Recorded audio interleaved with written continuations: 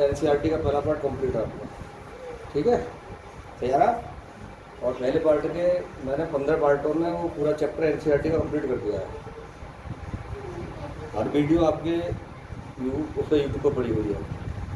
गोल या कोष के कारण विद्युत क्षेत्र की तीव्रता 3 स्थान पर निकाली थी हमने, बाह्य बिंदु पर और आंतरिक बिंदु पर और उसके पृष्ठ पर। तो आपको याद होगी वो सिंपल है, एक ही फिगर में मैंने पूरा ले लिया था, बाह्य बिंदु, पृष्ठ पर और आंतरिक बिंदु पर। अब आपके चलेंगे एनसीईआरटी पार्ट 1 के आंतरिक प्रश्न एनसीईआरटी के। इसके बाद एनसीईआरटी खत्म हो जाएंगे तो एक्स्ट्रा क्वेश्चन मैं फिर और कराऊंगा आपको बोर्ड से संबंधित और कंपटीशन से संबंधित, ठीक है नहीं। अब पहले एनसीईआरटी का पहला क्वेश्चन देखिएगा। पहला क्वेश्चन कह रहा है ये वायु में एक दूसरे से 30 सेंटीमीटर दूरी पर रखे दो छोटे आवेशित गोलों पर क्रमशः 2 × 10⁻⁻7 कूलम और 3 × 10⁻7 कूलम आवेश है, उनके बीच कितना बल है, ठीक है। सबसे पहले आप लिखेंगे दिया है, क्वेश्चन नहीं है, पहले क्वेश्चन है ना, तो सबसे पहले आप लिखेंगे नंबर 1 दिया है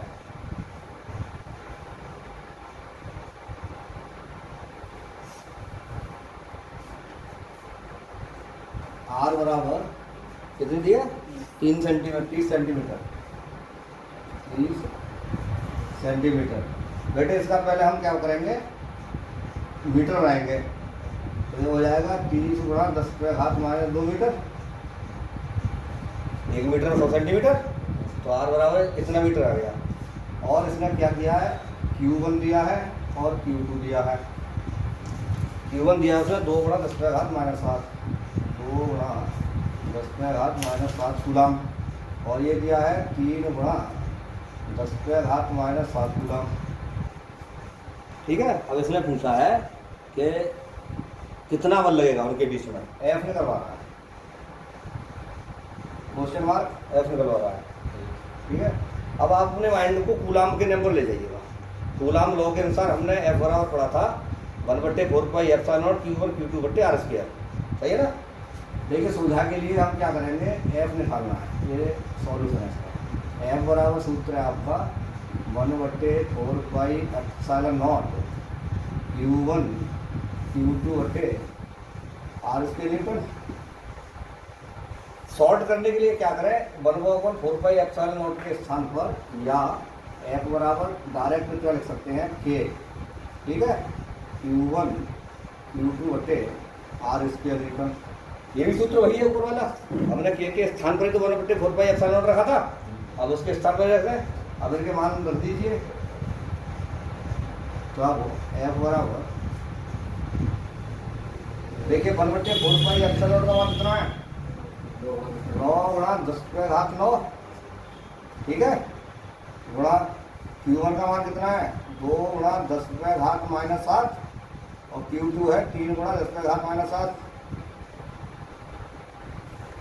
बटे r²।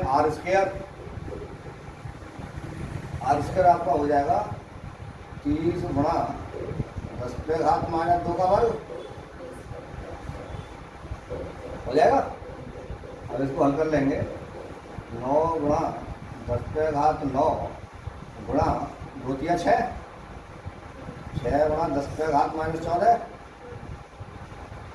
-14 बटे 30 गुणा करें 900 गुणा 10⁻⁻4, समझ आ रही है। इसको कोष्टक खोल दिया मैंने, 30 का वर्ग कर लिया 900 आया, 10⁻2 का वर्ग किया 10⁻4 आ गया, ठीक है नहीं। इसको हम लिख सकते हैं, हल करने का तरीका बता रहा हूँ, 10⁻9 गुणा 6 × 10⁻14 बटे 9 × 10⁻2 नीचे भाई 2 10⁻2 ही बनेगी, 2 में से 4 के माइनस के 2 बचे। अब इसको सॉल्व कर लेंगे, 9 से 9 कट जाएगा, ठीक है, और ये 10⁻2 ऊपर जाएगी तो आपका आ जाएगा 6 × 10⁻9 गुणा 10⁻2 गुणा 10⁻14। इसको 10⁻2 को ऊपर ले गए, कितना बना? अब इसको हल कर लेंगे हम। 6 वहाँ 9 तो 11, 11 में थे 14 में तो -3, 10⁻³ न्यूटन। ये F बराबर ये निकल जाएगा, इतने न्यूटन का बल लगेगा। ठीक है, इसकी प्रकृति भी पूछेगा वो आपसे। तो ये जो बल होगा ये प्रतिकर्षी होगा, प्रतिकर्षण का होगा। ये बल प्रतिकर्षण का होगा। क्यों होगा प्रतिकर्षण का? दोनों आवेश समान हैं भाई। एक अगर इनमें पॉजिटिव होता आवेश तो आकर्षण का बल लग जाता, क्योंकि समान जो आवेश होते हैं, सजातीय आवेश एक दूसरे को प्रतिकर्षित करते हैं और विजातीय आवेश एक दूसरे को आकर्षित करते हैं। तो ये विजातीय आवेश है, इसलिए इतने न्यूटन जो लगेगा वो प्रतिकर्षण का बल होगा, यानी बल होगा प्रतिकर्षी। नंबर 2, क्वेश्चन नंबर 2 ये कह रहा है 0.4 माइक्रो कूलम आवेश के किसी छोटे गोले पर किसी अन्य छोटे आवेश गोले के कारण वायु में 0.2 न्यूटन बल लगता है। यदि दूसरे गोले पर इतने कूलम आवेश हो तो नंबर 1, दोनों गोलों के बीच कितनी दूरी है? ठीक है, दूसरे गोले पर पहले गोले के कारण कितना बल लगेगा? देखिए दूसरे का आंसर तो इस थ्योरी में ही है, समझ आ रही है? पहला गोला दूसरे गोले पर 0.2 न्यूटन का ही बल लगाएगा। बात समझ में आ रही? लेकिन इस पर एक डाउट है, इस क्वेश्चन पर इसका जो आंसर आपकी एनसीईआरटी बुक में दिया है वो गलत दिया है। 0.2 न्यूटन का बल तो लगेगा, लेकिन ये भी बल क्या होगा? प्रतिकर्षण का होगा। किताब में बोल रहा है आकर्षी बल होगा। भाई आकर्षी बल नहीं हो सकता है, क्योंकि इसमें भी दोनों आवेश समान है, एक ही पॉजिटिव है, सही है ना? तो दूसरे में लिख लेंगे। सबसे पहले दिया है क्या चीज दे रखी है हमें? सबसे पहले दिया है Q1 बराबर दिया है उसने 0.4 माइक्रोकूलम, 4 माइक्रोकूलम, और Q2 बराबर दिया है उसने 0.8 माइक्रोकूलम,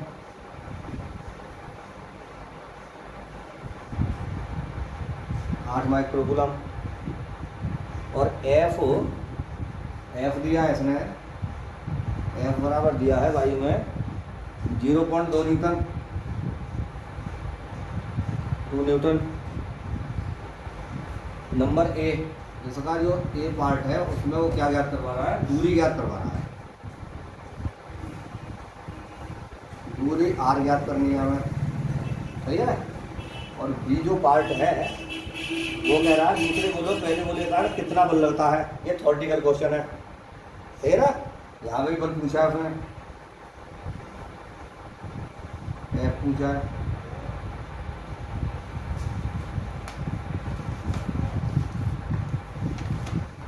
ये दूसरे का सॉल्यूशन यहाँ कर रहा हूँ, ठीक है? वही सूत्र लगाइए। F बराबर K Q1 Q2 बटे R²। ये K का मान जो है फिर वही है 9/10⁻⁹। अब मैं 1/4πε0 नहीं लिख रहा हूँ, डायरेक्ट इस सूत्र से कर रहा हूँ। समझ में तो आ रहा है भाई? यहाँ K को परावैद्युतांक मत मानना, ये परावैद्युतांक नहीं है, ये केवल क्या है? अनुक्रमानुपाती नियतांक है, सही है ना? तो इसको ऐसे करेंगे तब R² बराबर आ जाएगा आपका R² बराबर K Q1 Q2 बटे F। R² में इधर लेंगे, F को लेके इधर आ गए। अब इसे हल कर लेंगे। K का मान 9/10⁻⁹ और Q1 दे रखा है आपका 0.4 माइक्रोकूलम, 0.4 गुणा 10⁻⁻⁶ माइक्रोकूलम को कूलम में बदल दिया मैंने, सही है? ये आ जाएगा 0.4 गुणा 10⁻⁻⁶ कूलम, और ये आ जाएगा 0.8 गुणा 10⁻⁷ कूलम। दूसरा आया है आपका 0.8 गुणा 10⁻⁷, सॉरी 10⁻⁶ कूलम में बदल लिया। F बराबर आपका दे रखा है 0.2 न्यूटन। ये R² की वैल्यू निकल के आएगी अब आगे हल कर लोगे इसको, थोड़ा बहुत कर लोगे हैं? तो ये आएगा, लिख लीजिए। इसको जब गुणा करेंगे हम, देखिए 8 दूनी 16 बचेगा ऊपर, 16 निम्मा 144, अरे सीधा है। तो आ जाएगा आपका 144 गुणा 10⁻⁻4 मीटर स्क्वायर।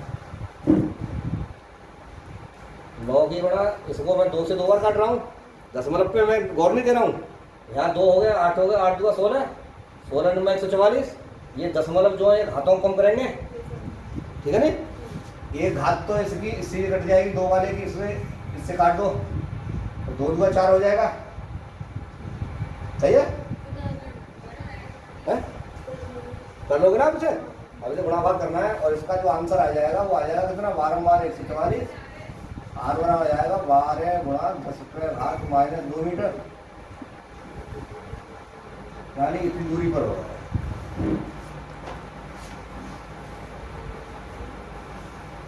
इतने मीटर की दूरी पर। इसको बेटे सेंटीमीटर में ले सकते हैं या 12 सेंटीमीटर,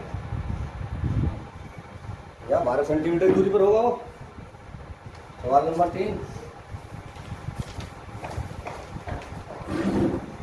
कह रहा है, जांच द्वारा सुनिश्चित कीजिए कि ke²/GME/MP बीमाहीन है। भौतिक नेतांकों की सारणी देखकर इस अनुपात का मान ज्ञात कीजिए। अनुपात क्या बताता है? तो आपको सारणी देखने की जरूरत नहीं है, हैं? सबसे पहले लिखेंगे हम जानते हैं, देखिए बिल्कुल सरल तरीके में समझा रहा हूँ न्यूमेरिकल में आपके लिए। हम जानते हैं, क्या जानते हैं समझिएगा, पढ़ा चुका हूँ पहले किसी चैप्टर में। FG बराबर GME/MP/r²,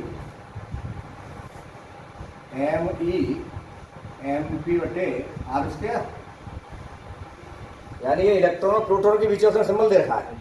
Me को इलेक्ट्रॉन लिया है और P को प्रोटॉन से लिया है। FG बराबर इतना होगा, सही है? GME यानी GM1M2/r², और FE बराबर आ जाएगा आपका KE² यानी E1 E2 ना, समझाइए। Q1 की जगह पर उसने मूल आवेश का प्रयोग किया है E1 E2 का, तो E1 E2 बराबर है, इसलिए E² कर देंगे। नहीं समझना तो पूछ लेना। अब क्या करिए बता।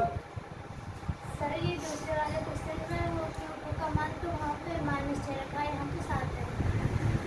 अरे वो गलत है दूसरे वाले, ये अच्छा ये वाला, हाँ वो लिख गया है, थोड़ी सी मिस्टेक हुई है, लिख गया है, सही कर लो इसको। अभी इसका बी पार्ट और रह गया, हम अगले क्वेश्चन गलत पूछ गए हैं।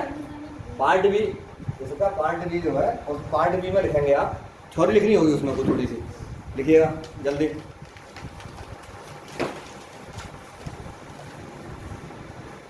चूंकि दोनों गोलों पर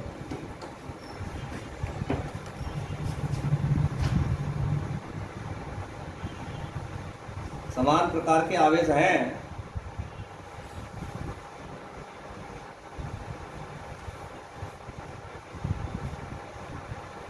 अतः दूसरे गोले पर पहले गोले द्वारा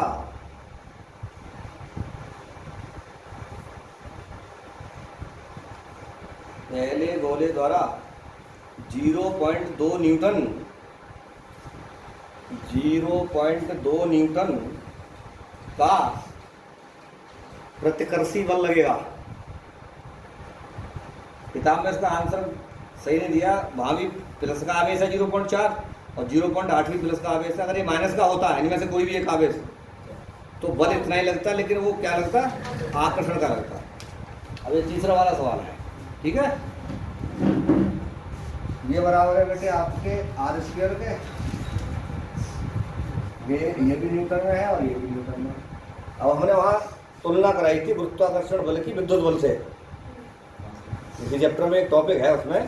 तो हम क्या करेंगे बेटे, FE/FG कर लेंगे। तो ये अपने आप आ जाएगा ke² बटे GME/MP। ये सूत्र है। और उसने हमारे सामने एक शर्त रखी है। वो कह रहा है पहली बात तो ये सुनिश्चित करो कि ये वास्तव में विमाहीन राशि है क्या। हमें ये निश्चित विमाहीन राशि दिख रही है, Fe बल का मात्रक है, यहाँ लगाएंगे न्यूटन, यहाँ न्यूटन लगाएंगे, विमाहीन हो जाएगी। यहाँ पर हम मान लगाते हैं तो विमाहीन कैसे निकालेंगे, इस समीकरण के अनुसार चलेंगे। कंपटीशन में भी आ जाता है, सवाल कंपटीशन में भी आ जाता है। इसकी विमा निकाल लेंगे। देखिए अब हम इसकी विमा निकालना है, ke² बटे GME/MP बराबर के क्या था हमारा, एक नियतांक है। ये का जो मात्रक था वो क्या था आपका, न्यूटन मीटर स्क्वायर प्रति कूलम स्क्वायर। सही है। ई का मात्रक जो कूलम होगा, ये क्या हो जाएगा, कूलम स्क्वायर बटे जी क्या है हमारा, गुरुत्वाकर्षण नियतांक है। तो इसका अनुमान क्या है, न्यूटन मीटर स्क्वायर बटे किलोग्राम स्क्वायर। ठीक है, गुणा ME और MP किलोग्राम है दोनों। तो ये कितना आ जाएगा, kg²। kg से kg कट जाएगा, c² से c² कट जाएगा, ये यहाँ पे कट जाएगा। ठीक है, तो क्या हो जाएगी, विमा शून्य हो जाएगी इसकी। अर्थात राशि विमाहीन है, ये लिख देंगे। इसके बाद लिखने की जरूरत नहीं है, इसके आगे लिख देंगे, लाइन लिख देंगे, लिख लीजिएगा।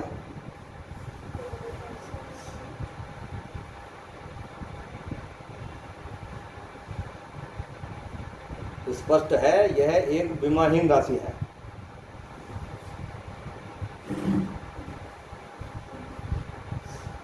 बाद में कह रहा है इस अनुपात का मान ज्ञात कीजिए।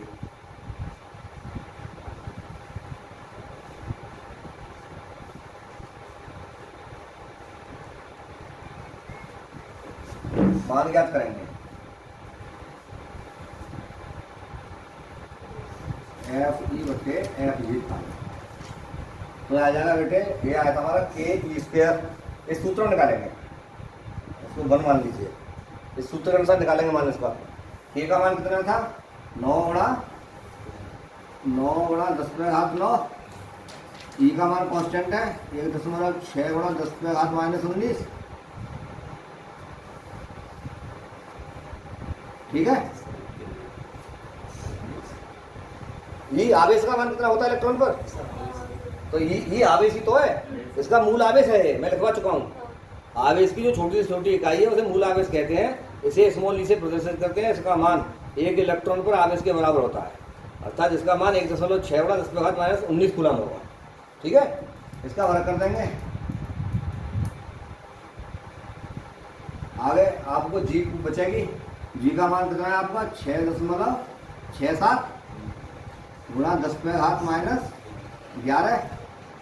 और ME इलेक्ट्रॉन पर आवेश कितना है, 9.1 गुणा 10⁻−31 किलोग्राम। और प्रोटॉन पर कितना द्रव्यमान है प्रोटॉन का, भाई न्यूट्रॉन इलेक्ट्रॉन का द्रव्यमान 9.1 गुणा 10⁻31 है, 1.67 गुणा 10⁻27। ये हो गया। तो ऊपर वाले को खोल लेंगे, गुणा भाग कर ही लोगे आप आपस में है। इसका आंसर लिखवा देता हूँ मैं सीधा। ये आ जाएगा अनुपात का मान 2.3 गुणा 10⁻39। इतना मान आएगा, 2.3 गुणा 10⁻39। आप अभी पहले जो मैंने आपके लिए वीडियो में जो कुछ दे रहा हूँ, पहले आप इसको अपनी कॉपी पर सॉल्व करेंगे। देखिए इतना जब ही समझ में आएगा। अगर मैं पूरा सवाल निकाल दूंगा तो आपकी समझ में फिजिक्स नहीं आएगी। जब तक तुम स्वयं नहीं सवालों को निकाल के देखोगे तब तक कुछ नहीं। सूत्र दे दिया, मान लगा दिया, अब केवल गुणा भाग करना है। घातों को ऊपर नीचे बदलना घटना मैंने आपके लिए सब बता दिया है। तो ये उसके अनुसार इसको हल कर लेंगे। इसका आंसर जो आ जाएगा 2.3 गुणा 10⁻39 आएगा। आंसर इसलिए लिखवा रहा हूँ आपके लिए कि जब आप इसको निकालेंगे तो आंसर कंफर्म कर लेंगे। किताब को अपने पास रखने की जरूरत नहीं होगी तुम्हें, है ना। केवल किताब में प्रश्न पढ़ेंगे, पीछे आंसर नहीं देखना है।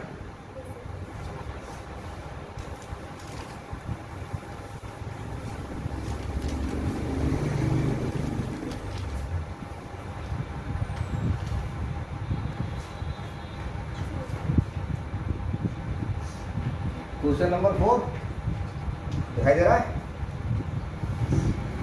क्वेश्चन नंबर 4 में कह रहा है वो, हाँ इसमें एक चीज़ और पूछी है, यह अनुपात क्या बताता है ना, इसके बारे में लिख लीजिए।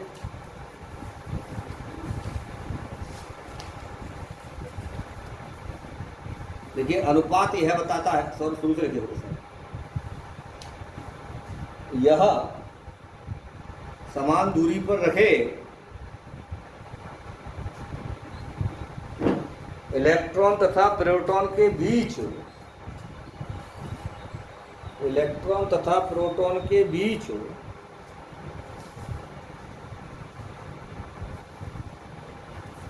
वैद्युत बल तथा गुरुत्वाकर्षण बल का अनुपात है, अतः दिया गया अनुपात विमाहीन है।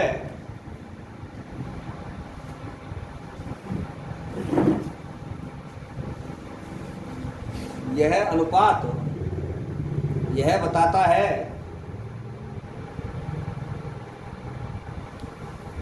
यह बताता है कि वैद्युत बल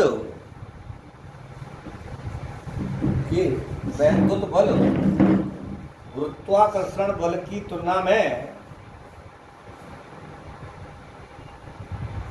यह अनुपात यह बताता है कि वैद्युत बल गुरुत्वीय बल या गुरुत्वाकर्षण बल की अपेक्षा या तुलना में अधिक प्रबल है। इस वाले बी वाले का आंसर है इसका अलग से, ठीक है। चौथा जो सवाल है, चौथा सवाल मेरा फेस आ रहा है, नहीं आ रहा? बिल्कुल पहले का आया नहीं आया, सही है बोलो, थोड़ा सा आना चाहिए बस, कोई बात नहीं।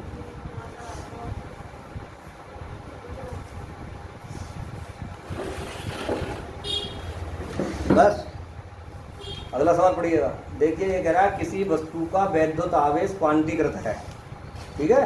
फिर कह रहा है इस प्रकथन से क्या तात्पर्य है। नंबर ए एस का। बी पे कह रहा है स्थूल अवस्था अथवा बड़े पैमाने पर वैद्युत आवेशों से व्यवहार करते समय हम विद्युत आवेश के क्वांटीकरण की उपेक्षा कैसे कर सकते हैं। तो लिखिएगा नंबर ए में लिखिएगा, थ्योरेटिकल है पूरा, थ्योरेटिकल लिखिए। किसी एक वस्तु से, ये मैं समझा चुका हूँ आपके लिए चैप्टर में, मतलब इलेक्ट्रॉनों का आदान प्रदान स्थानांतरण वो पूरा बताया था मैंने स्टार्टिंग में, है ना। और इसको सीखने के लिए आपको शुरू वाले टॉपिक देखने होंगे मेरे वीडियो, 1 2 3 4 5 करके वीडियो मैंने टॉपिक वाइज डाले हैं। कभी किसी पार्ट में 2 टॉपिक होंगे, ठीक है नहीं। तो उसी में पढ़ना जहाँ मैंने विद्युत आवेश के बारे में बताया है पहले पार्ट में, उसमें मिलेगा आपके लिए सब, ठीक है नहीं। तो आप लिखिएगा इसमें, किसी एक वस्तु से दूसरी वस्तु में इलेक्ट्रॉनों का स्थानांतरण केवल पूर्णांक संख्याओं में ही हो सकता है।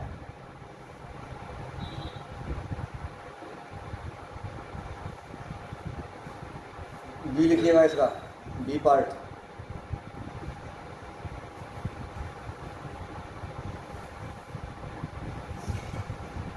हम जानते हैं किसी आवेशित वस्तु का आवेश बहुत अधिक होता है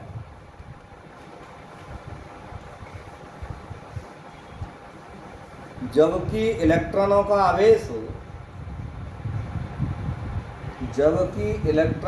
आवेश बहुत कम होता है।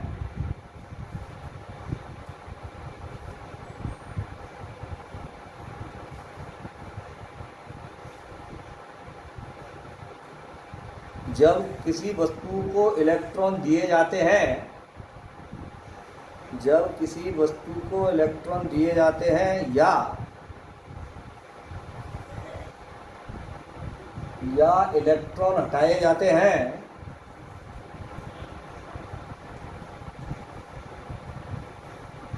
तो वस्तु के कुल आवेश की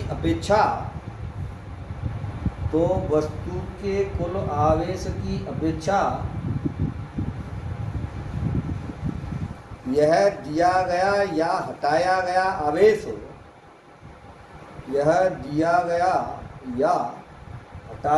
आवेश इतना कम होता है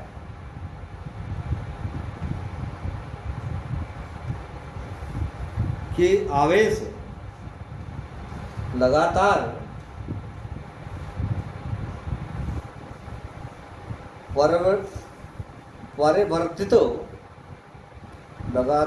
परिवर्तित होता प्रतीत होता है,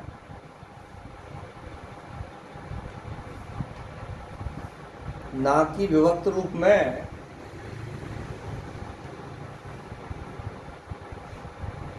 तो हमें आवेश के क्वांटीकरण की उपेक्षा प्रतीत होती है।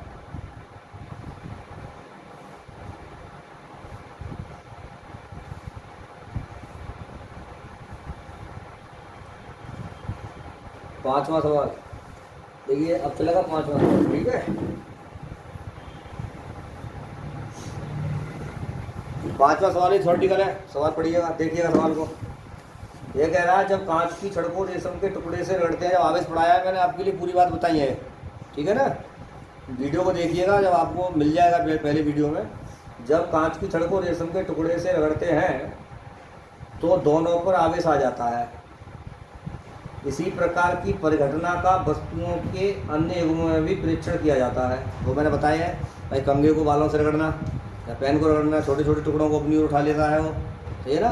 और जबकि जिस पृथ्वी से उठा रहा है, ये रगड़ने के बाद विद्युत बल पैदा हो गया, और हम पृथ्वी से उठा रहे हैं जबकि पृथ्वी पर गुरुत्वाकर्षण बल लगा हुआ है, लेकिन फिर भी वो पृथ्वी के गुरुत्वाकर्षण बल लगा होने के बावजूद भी विद्युत बल उठा लेता है ऊपर को।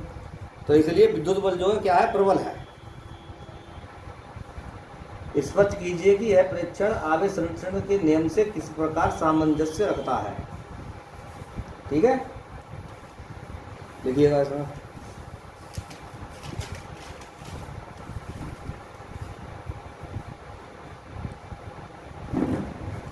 रगड़ने से पहले कांच की छड़ व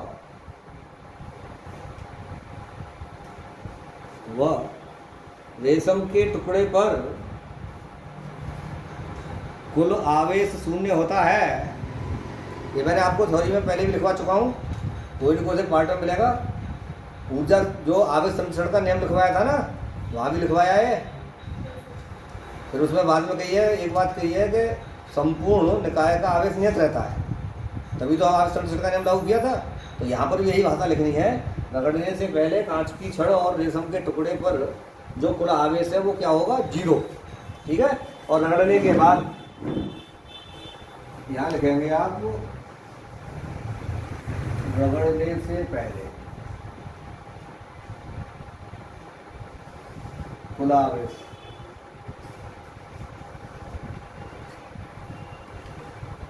रगड़ने से पहले कुल आवेश। कुल आवेश का मतलब है रेशम पर और कांच की छड़ दोनों पर क्या था, आवेश शून्य।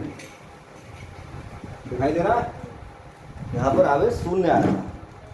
अब आगे लिखेंगे रगड़ने के बाद।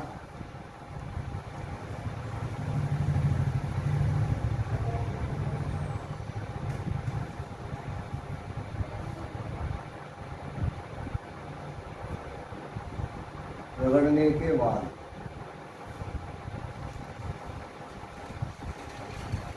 रगड़ने के बाद लिखिए, 2 चीज थी, कांच की छड़ थी और रेशम का टुकड़ा था, है ना। तो कांच की छड़,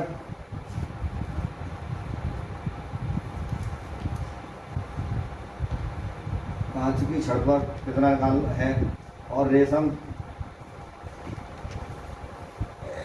रेशम की छड़ पर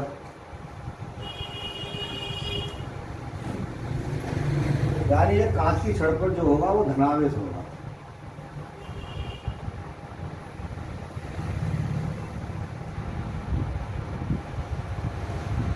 स्याही बहुत खत्म हो जाता है। इस पर दिखाई दे रहा है।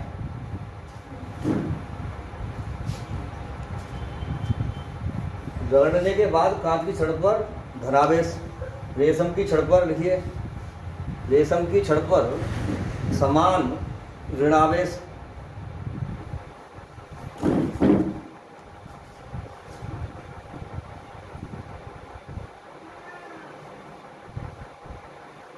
समान ऋणावेश।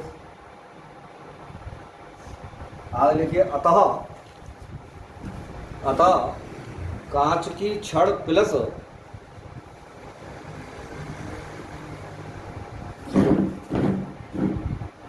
कांच की रेशम की छड़ थोड़ी है, रेशम का टुकड़ा है ना, रेशम के टुकड़े पर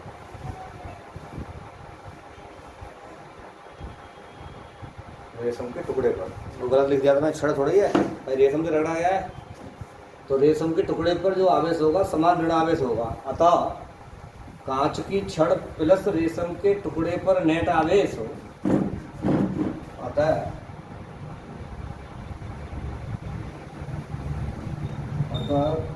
कांच की छड़ प्लस रेशम के टुकड़े पर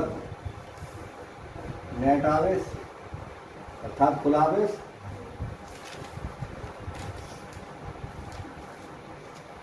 बराबर 0।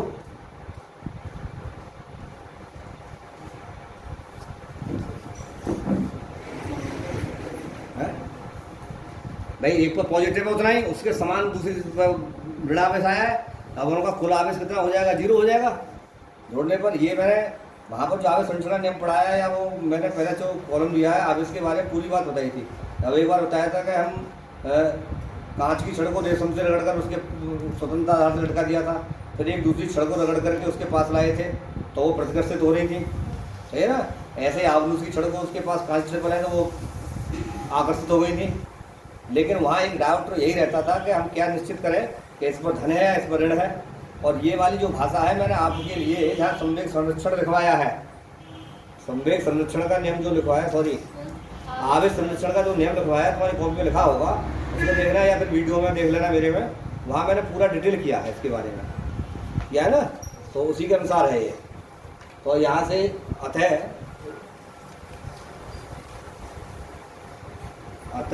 स्पष्ट है ये प्रेक्षण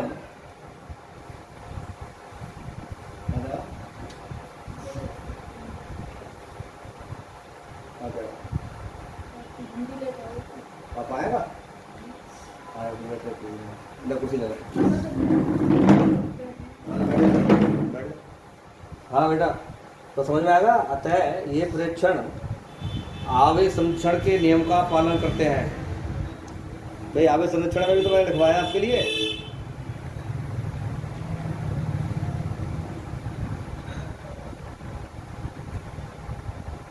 सवाल अगला है 5वां। 4 बिंदु आवेश इतने इतने तथा इतने, हाँ छठा, इतने इतने सेंटीमीटर भुजा के 10 सेंटीमीटर भुजा के किसी वर्ग ABCD के शीर्ष पर अवस्थित है। वर्ग के केंद्र पर रखे 1 माइक्रो कूलम्ब के आवेश पर लगने वाला बल कितना होगा? बात समझ में आ रही है? पहले क्या करेंगे, हम एक वर्ग बनाएंगे।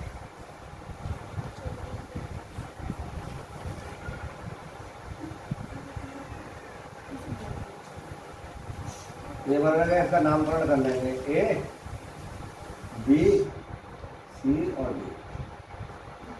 इसका नामकरण कर लेंगे हम, ठीक है। आगे लिखिएगा, यहाँ पर बिंदु ए पर कितना आवेश दिया उसने? 2 माइक्रो कूलम है। ए पर कितना है? 2 माइक्रो कूलम। और अगले पर -5 माइक्रोकूलम, -5 माइक्रोकूलम। सी पर दिया है 2 माइक्रोकूलम, इस पर माइनस का 5 माइक्रोकूलम। तो इसमें बात करिए इसके केंद्र पर, बर्ग के मध्य बिंदु पर।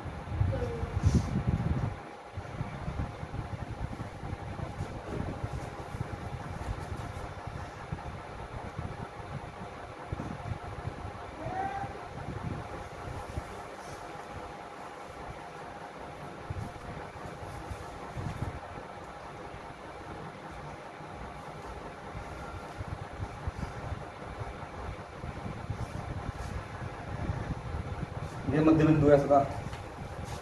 मध्य बिंदु ओ पर कितना रखा है? मध्य बिंदु ओ पर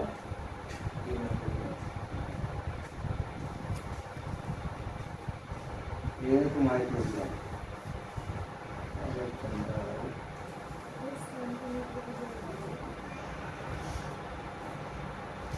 1 माइक्रोकूलम, ठीक है।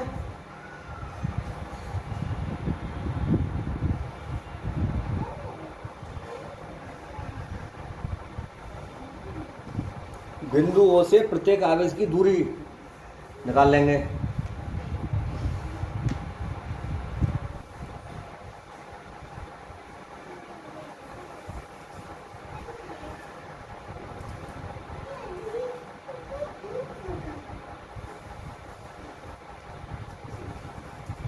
दूरी निकालेंगे, इधर सी बिंदु है और ये जो वेक्टर होगा एफ सी बल ये लगाएगा इस पर, और ये बल इस पर लगाएगा कितना? F A. ये बल इस पर लगाएगा और वो बल इस पर लगाएगा, एफ बी। एफ बी और एफ डी, ठीक है। आगे लिखिएगा, इसका कुछ लिखना है थोड़ा सा।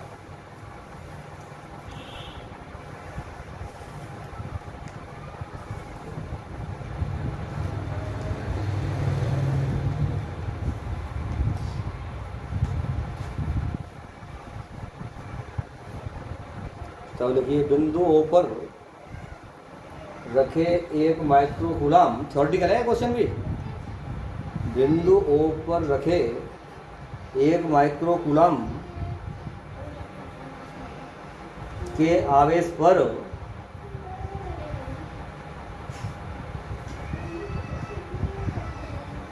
नेट बल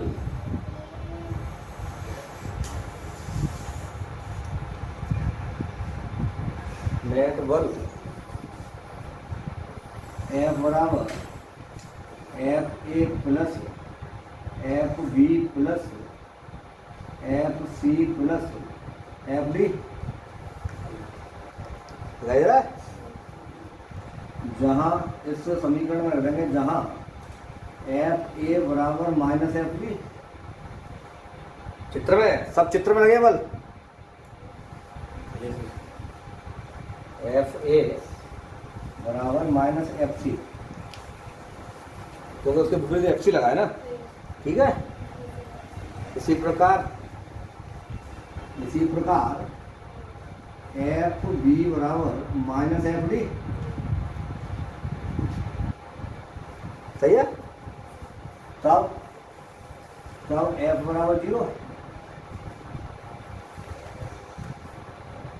वेक्टर राशि है, वेक्टर राशि है, इसलिए चाहें तो आप इस पर वेक्टर लगा सकते हैं सब जगह,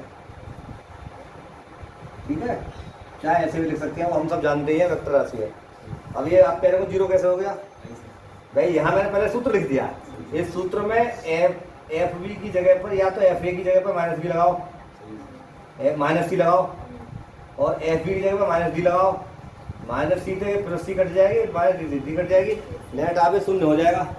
नहीं यार समझ में कंप्लीट। अब एक बार इसको देख लीजिएगा।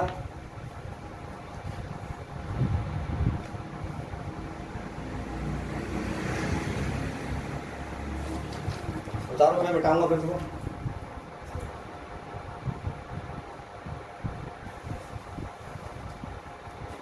क्या 5 सवाल हो गए? 6 हो गए। न्यूमेरिकल में टाइम लगेगा समझने के लिए, समझोगे तो न्यूमेरिकल टाइम लगेगा नहीं। अगर मुझे पूरे निकालने होते बिना समझाए तो अब तो निकल जाते भाई। ये वाला जो जहाँ तक इसमें थॉर्टिकल जो उसकी भाषा नहीं लिख पाओगे आप, इसलिए मैं उसकी भाषा लिखा के चल रहा हूँ। ये भी सवाल थॉर्टिकल है, उसने केवल एक वर्ग के कोने पर पॉजिटिव और नेगेटिव आवेश एक दूसरे को रख दिए, सही है ना। ये प्रक्रिया आपको कहाँ मिलेगी? बहुल आवेशों के बीच बल पे, सही है ना। बहुल आवेशों के बीच बल अध्यारोपण का जो सिद्धांत है, वहाँ पर भी जब हमने निकाला तो यही आया था F12 बराबर माइनस F21, यानी क्रिया प्रतिक्रिया के नियम को पालन करना था, वो न्यूटन गुरुत्वाकर्षण के नियम को। उसने पूछा था ये महत्व के क्या, मैंने पूरा लिखवाया आपको, पूरा वीडियो में पूरा डिटेल दिया है, इसलिए आप वीडियो को जरूर देखते रहें। बगैर वीडियो को देखे आप वो नहीं समझ पाओगे। बड़ा इतना स्लो मोशन में वीडियो बनाया है मैंने कि आप चाहें तो आराम से कॉपी पेन लेकर के हर चीज़ लिख सकते हो। दोबारा अपनी कॉपी को खोल लीजिए, जिसमें लिखा है उसको आप मिलाते रहिएगा और आप कंप्लीट हो जाओगे बहुत जल्दी।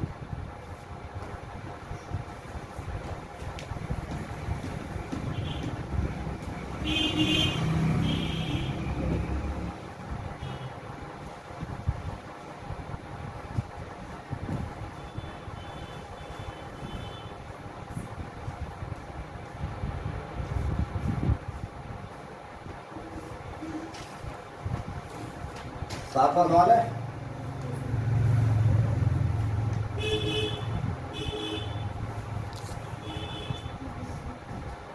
सवाल नंबर 7 पढ़े। ये भी थ्योरेटिकल है पूरा। 7वां सवाल है, स्थिर वैद्युत क्षेत्र, 7वां सवाल है आपका, स्थिर वैद्युत क्षेत्र रेखा एक सतत वक्र होती है, अर्थात कोई क्षेत्र रेखा एकाएक नहीं टूट सकती, क्यों? ये बात मैंने बता दिया था आपको। स्पष्ट कीजिए कि दो क्षेत्र रेखा कभी एक दूसरे को नहीं काटती, और इम्पोर्टेंट करके बताया था। तो पहले वाले का कोटेशन लिख लीजिएगा, दूसरे वाले के बारे में तो मैं आपको लिखवा ही चुका हूँ। यहाँ जहाँ पर जिस वीडियो में मैंने वैद्युत क्षेत्र, वैद्युत बल रेखाएं, क्षेत्र रेखाएं और वैद्युत क्षेत्र की तीव्रता 3 पॉइंट पढ़ाए उसमें, वहाँ जाकर के भी देख लेंगे वीडियो में जाकर के, तो आपको आ जाएगा। फिर मैं रिपीट कर रहा हूँ उस बात के लिए, दो विद्युत बल रेखाएं यानी दो क्षेत्र रेखाएं कभी एक दूसरे को नहीं काटते, क्योंकि यदि वो काटेंगी तो उस बिंदु पर दो बल रेखाएं होंगी, स्पर्श रेखाएं दो बन जाएंगी, जिस पर बल की दो दिशाएं दिखाएगा, जो कि असंभव है। एक ही बिंदु पर दो क्षेत्रों की दिशाएं नहीं दिखाई जा सकती, बल क्षेत्रों की, इसलिए विद्युत बल रेखाएं कभी एक दूसरे को नहीं काटती हैं। पहले वाले का क्वेश्चन लिख लीजिए कि कह रहा है स्थिर वैद्युत क्षेत्र रेखा एक सतत वक्र होती है, अर्थात कोई क्षेत्र रेखा एकाएक नहीं टूट सकती, क्यों?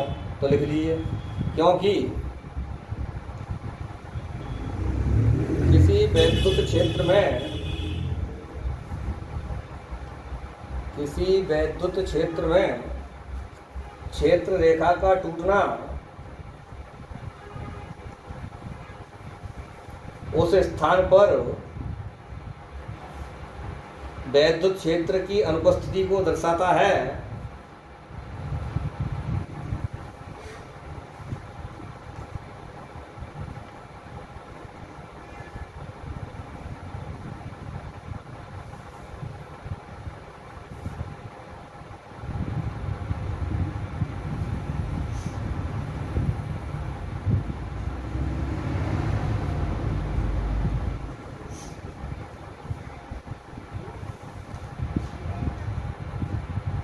हो गया बेटा, लिख लिया?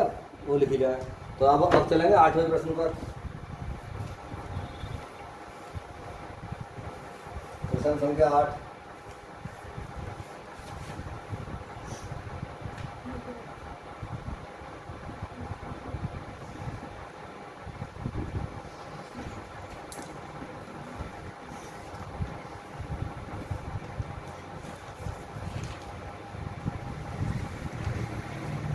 प्रश्न संख्या 8 क्या कह रही है?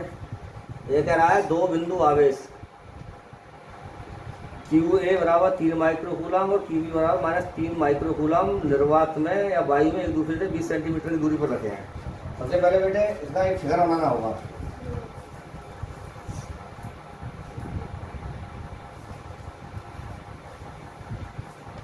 ये A बिंदु है इसका और ये B बिंदु है, दोनों के बीच की दूरी कितनी है? 20 सेंटीमीटर। इतना ही ध्यान ना, दोनों के बीच की दूरी 20 सेंटीमीटर। क्यू ए कितना है 3 माइक्रोकूलम, क्यू ए बराबर 3 माइक्रोकूलम और इस पर क्यू बी बराबर -3 माइक्रोकूलम। ठीक है। नंबर ए पहला क्वेश्चन रखा है इसने, ये कह रहा है दोनों बिंदु आवेशों को मिलाने वाली रेखा ए बी, ये दोनों आवेशों को मिलाने वाली रेखा ए बी के मध्य बिंदु O पर विद्युत क्षेत्र कितना होगा, मध्य बिंदु O पर। तो इसका मध्य बिंदु है मान लें, मध्य बिंदु वो है ए से मध्य बिंदु की दूरी कितनी रह जाएगी 1 सेंटीमीटर। ठीक है। और यहाँ से यहाँ तक की कितनी हो जाएगी 1 सेंटीमीटर।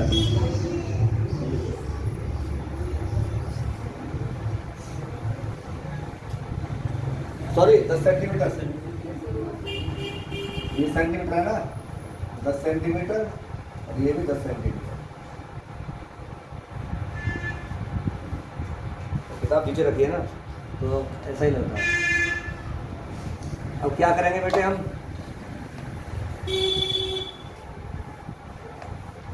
इसको सेंटीमीटर को पहले तो मीटर में बदल लो।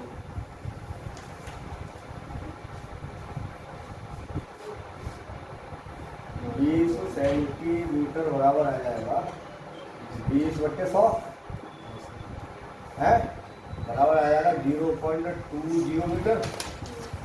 ठीक है। तब ए ओ बराबर बीओ होने बराबर आएगी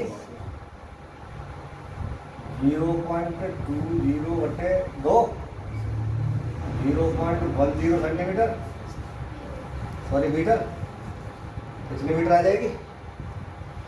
तब उसने कहा है कि इस बिंदु पर वैद्युत क्षेत्र की तीव्रता, वैद्युत क्षेत्र की तीव्रता का सूत्र क्या था हमारा, E बराबर 1/4πε0 Q/r², न्यूटन प्रति कूलम। इसी सूत्र से एक बार ए बिंदु पर स्थित आवेश के कारण ऊपर तीव्रता निकाल लेंगे। ठीक है।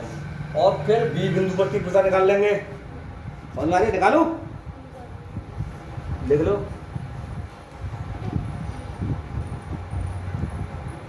फिर क्या करेंगे, फिर इन तीव्रताओं को जोड़ देंगे, निकल जाएगा।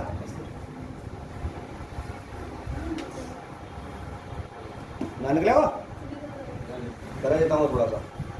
ठीक है। तो पहले आप ई ए निकाल लें सूत्र से, इस सूत्र से निकालें आप ई ए, इसके कारण इस बिंदु पर तो आ जाएगी कितनी 9 × 10⁻⁹ गुणा क्यू कितना है 3 माइक्रोकूलम है, 3 या डायरेक्ट कर दूंगा माइक्रोकूलम कूलम बदल कर, ये आ जाएगा 3 × 10⁻⁻6 का वर्ग बटे r² है।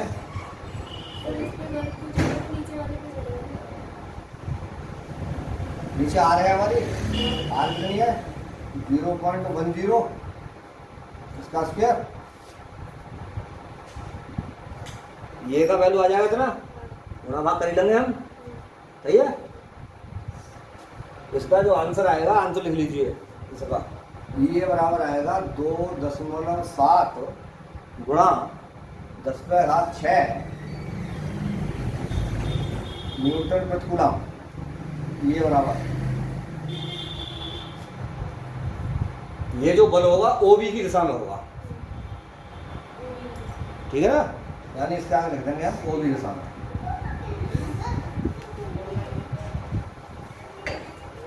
वो भी दिशा में। ठीक है। इसी प्रकार हम ई भी निकाल लेंगे।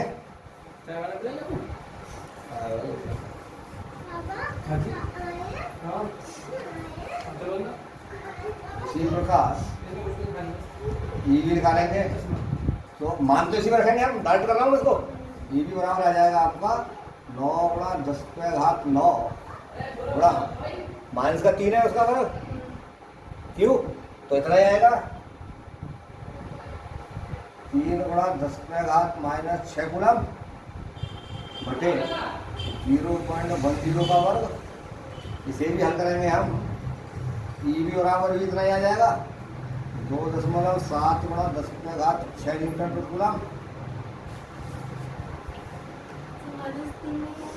नहीं, एक दिन मैंने बताया था, आपको समझाया था, इस माइनस का प्रयोग केवल विभव पे करेंगे, तीव्रता पर माइनस नहीं आएगा, सही है ना। ये माइनस और प्लस केवल इतना बताएंगे कि बल कैसा है, क्वेश्चन को पढ़ करके बल कैसा है। अगर आप यहाँ माइनस भी रखते हो तो गलत नहीं होगा, सही है ना। फिर आपको क्या करना पड़ेगा, जब माइनस रखोगे तो E1 माइनस E2 करना पड़ेगा। E बराबर परिणामी तीव्रता पूछिए, ठीक है ना। तो इसको यहाँ बस एक ध्यान रखिए, विद्युत क्षेत्र की तीव्रता जब निकालनी होगी तो माइनस का आवेश प्रयुक्त नहीं किया जाएगा, माइनस चिन्ह नहीं लगाया जाएगा, ठीक है ना। और विभव अगर ज्ञात करवाएगा, वो विभव जब ज्ञात कराएगा, विभव ज्ञात कराएगा तो विभव पर माइनस के चिन्ह का बहुत बड़ा असर होगा।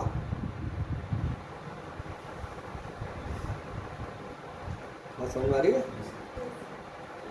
जैसे मैंने विद्युत क्षेत्र की तीव्रता अच्छी स्थिति में निकाली थी, E1 का निशान इधर को था, तीर का चिन्ह, E2 का विपरीत दिशा में था, तो वहां पर मैंने E1 माइनस E2 किया था, ठीक है नहीं। अब यहाँ ये निकल जाएगा, तो बिंदु O पर परिणामी तीव्रता, बिंदु O पर, हाँ इसको लिख लीजिएगा ना, ये भी O से B की ओर ही होगा। हाँ, विद्युत क्षेत्र की जो दिशा होती है सदा प्लस से ऋण की ओर होती है। मैंने आपको विद्युत क्षेत्र की तीव्रता पढ़ाई जब भी बताया है मैंने, विद्युत क्षेत्र की जो दिशा होगी सदैव धनावेश से ऋणावेश की ओर होगी ज्यादातर, समझ में आ रहा है। और द्विध्रुव आघूर्ण की जो दिशा होगी वो माइनस से प्लस की ओर होगी, तो ये भी क्या होगा, ओबी की दिशा में जाएगा। एक दिशा में जाने के कारण तो हमको जोड़ रहे हैं, तो परिणामी विद्युत क्षेत्र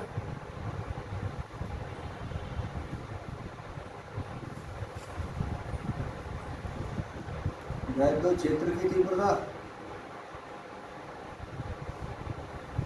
E बराबर E1 प्लस E2 कर लेंगे।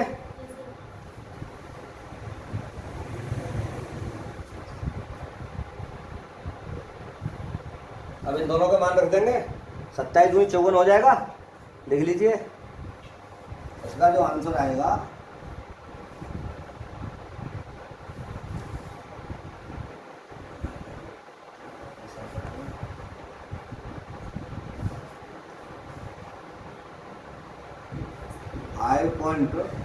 .4 गुणा 10⁻6 न्यूटन, ओबी की दिशा में,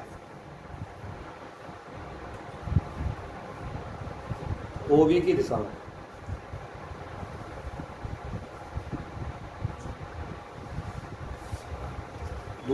दूसरे इसके टॉपिक में क्या कहा उसने, यदि 1.5 गुणा 10⁻−9 कूलम परिमाण का कोई ऋणात्मक परीक्षण आवेश इस बिंदु पर रखा जाए, यानी आगे उसने दिया है, ये ए वाला है, उसके बी में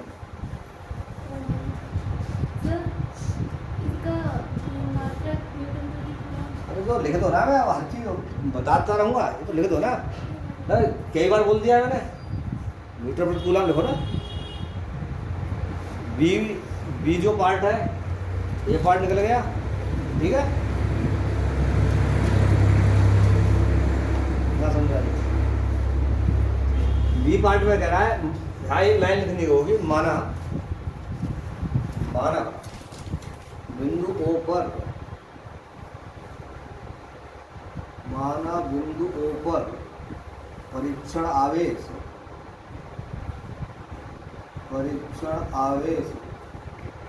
Q0 स्थित हो,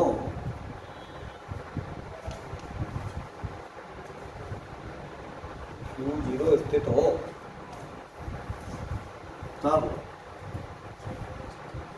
क्यू जीरो बराबर कितना दे रहा है, ऋणात्मक दे रहा है ना, 1.5 गुणा 10⁻9 माइनस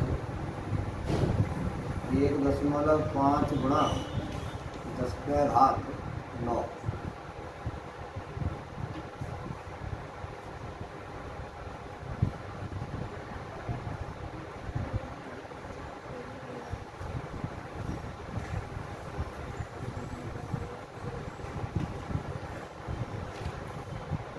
ये 1.5 गुणा 10⁻9, इसमें से डाल दूँगा थोड़ा।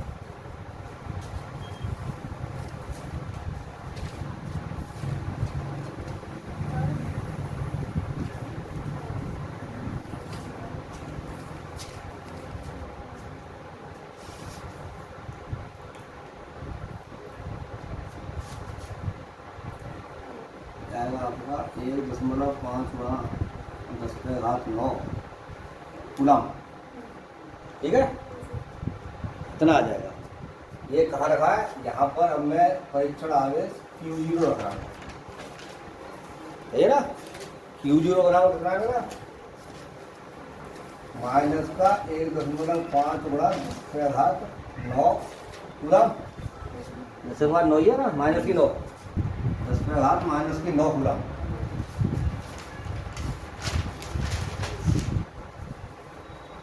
ठीक है, तो इसने कहा है हमसे, इसमें रखा जाए तो यह परीक्षण आवेश कितने बल का अनुभव करेगा। ठीक है, ई का मान हम निकाल चुके हैं अभी। मैंने आपको एक विद्युत क्षेत्र की जब तीव्रता पढ़ाई थी तो उसके बाद में अपने वीडियो में दिया था, यदि आवेशित कण विद्युत क्षेत्र में उपस्थित हो, यानी विद्युत क्षेत्र में किसी आवेशित कण पर लगने वाला बल, यानी ये सूत्र पढ़ाया था मैंने, F बराबर Q0E पढ़ाया था, सही है। Q0 का मान कितना है, 1.5 गुणा 10⁻9। ई का मान कितना आया हमारा, 5.4 गुणा 10⁻6। अभी निकाला यहाँ पे इन दोनों को जोड़ करके, ई और ईबी को जोड़ करके, नहीं समझ वाला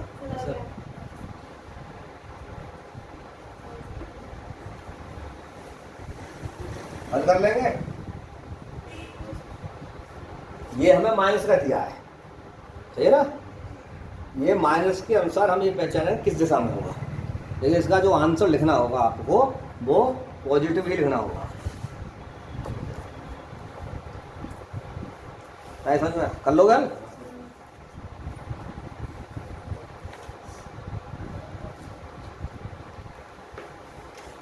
या तो ये बी से ओ की ओर होगा जो बल लगेगा, सही है, या फिर ओ ए की दिशा में होगा, या तो बी से ओ की ओर इधर को, या ओ से ए की ओर होगा।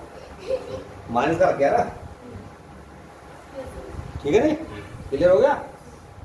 इसका जो आंसर आएगा वो आएगा 15×75 8.1 गुणा, देख लो 10⁻−3 6 है -3 न्यूटन, इतना है। 15×75 15×4 60, 75 और 6 81, ठीक है।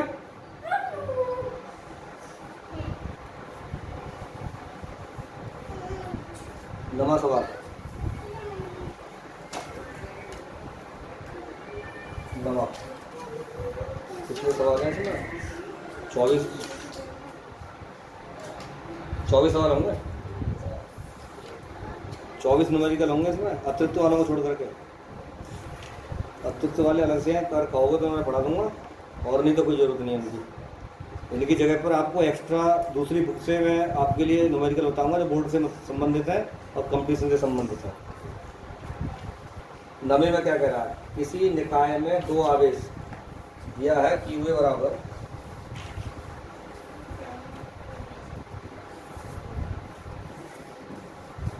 QA बराबर 2.5 गुणा 10⁻7, 2.5 गुणा 10⁻7 कूलम,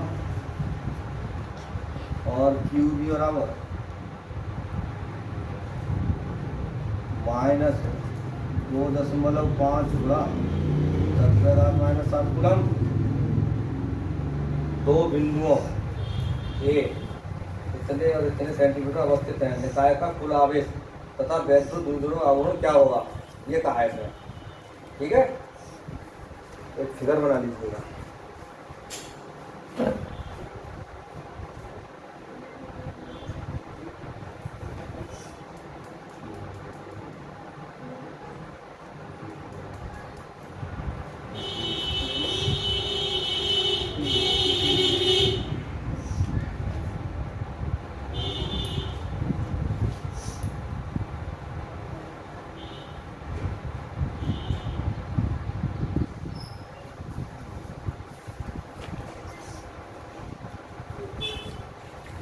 यानी यहाँ बिंदु ए है और यहाँ पर बिंदु बी है। इन पर उसने निर्देशांक दे रखे हैं। बिंदु ऊपर दिया है आपका 0, 0, -15, 0, 0, -15। ठीक है, और उस पर दे रखा है आपका 0, 0 प्लस 15 सेंटीमीटर।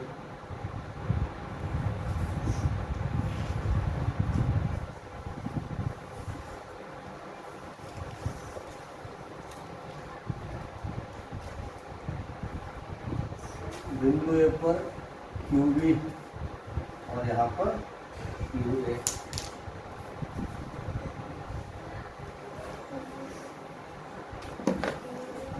बनेगा चित्र? यही तो कह रहा है, दो बिंदुओं ए पर 0, 0, -15 सेंटीमीटर। ठीक है, और उसके निर्देशांक 0, 0 प्लस 15 सेंटीमीटर पर अवस्थित हैं। निकाय का कुल आवेश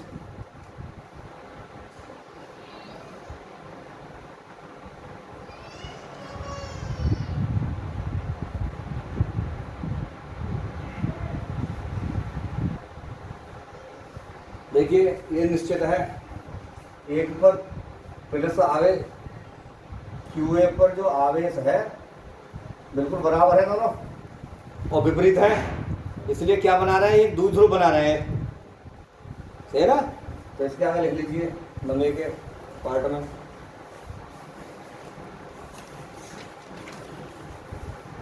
वैद्युत द्विध्रुव का कुल आवेश, ये बता दिया हमने, द्विध्रुव बना रहे हैं। वैद्युत द्विध्रुव का कुल आवेश निकाल लेंगे हम।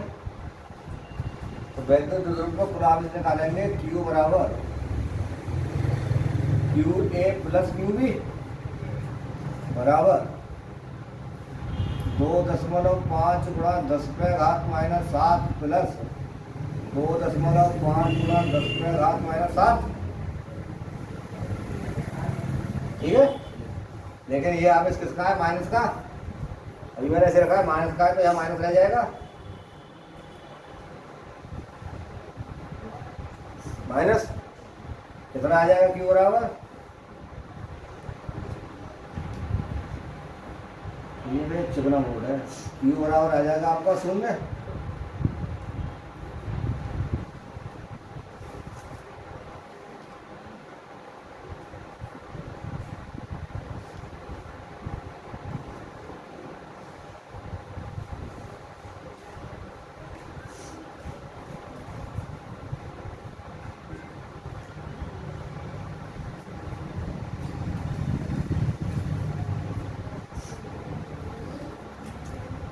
पहला कोष्ट एक, अब उस पर आगे हम निकाय के कुल आवेश तो निकल गया हमारा।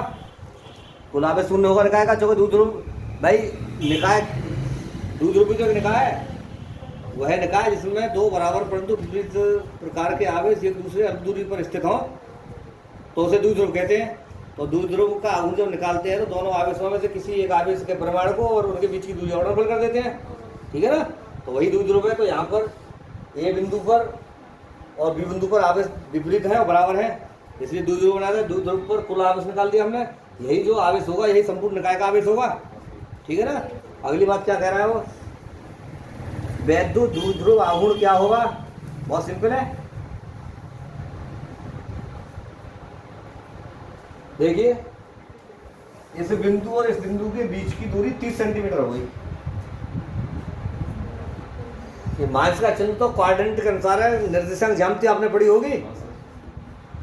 राइट हैंड से ऊपर जाएंगे तो पॉजिटिव, नीचे आएंगे तो नेगेटिव, लेकिन दूरी अदिश राशि है, इसलिए बिंदु ए से बिंदु बी के बीच की दूरी 15 सेंटीमीटर की और 15 सेंटीमीटर ये 30 सेंटीमीटर है ना।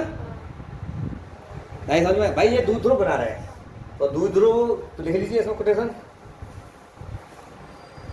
वैद्य द्विध्रुव की कुल लंबाई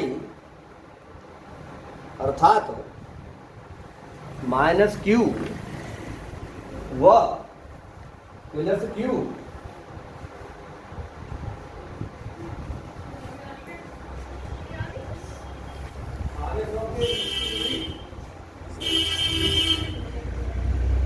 माइनस क्यू व प्लस क्यू आवेशों के बीच की दूरी 2L बराबर 30 सेंटीमीटर। 2L बराबर 30 सेंटीमीटर, बराबर बदल लेंगे इसको तो आ जाएगा 0.30 मीटर। ना समझ आई?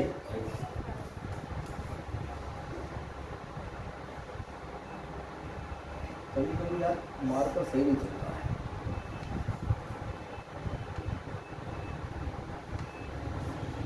आगे अब निकाल दो द्विध्रुव P बराबर Q गुणा 2L।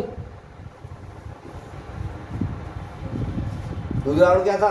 दोनों आवेशों में से किसी एक आवेश का परिमाण और दोनों के बीच की दूरी। तब P बराबर निकाल लेंगे हम। P बराबर Q गुणा 2L बराबर Q कितना है आपका 2.5 गुणा 10⁻⁻7 गुणा 0.30 मीटर। 2L के बराबर आसानी करेंगे, इनको गुणा भाग कर लेंगे तो ये आंसर आ जाएगा 7.5 गुणा 10⁻⁻8।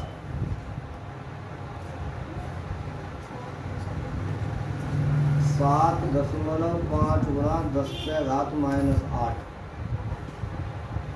cm coulomb metre. ठीक है, और दिशा लिख लीजिए जेड अक्ष के अनुदिश होगा। ठीक है, जेड अक्ष जो हमारी जेड अक्ष के अनुदिश होगा।